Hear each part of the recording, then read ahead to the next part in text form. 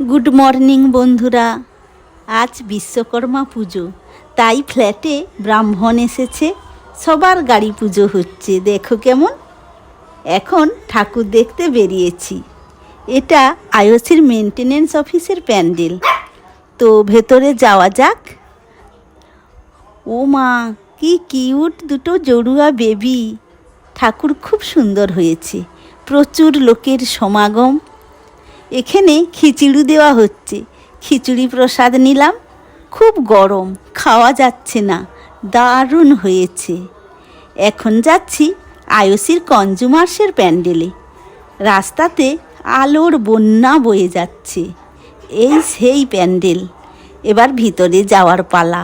ও বাবা, কি দারুণ একটা গণপতি বাপ্পার মূর্তি, অসাধারণ। আরও ভেতরে যাওয়া যাক। এবার ঠাকুর প্রণামটা সেরে নিই।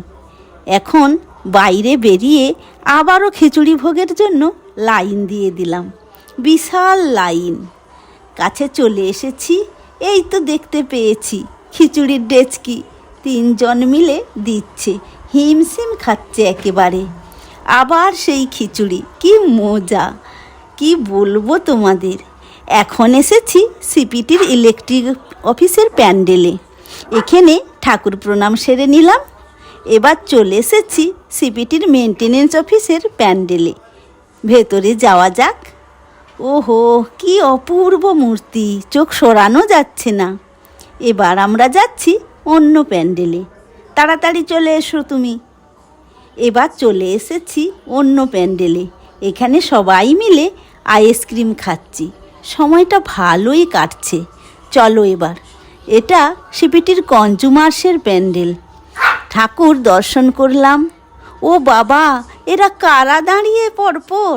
1 2 3 4 5 জন। Amazing amazing. দেখো কেমন বেবির সঙ্গে সবার সঙ্গে হ্যান্ডশেক করছে।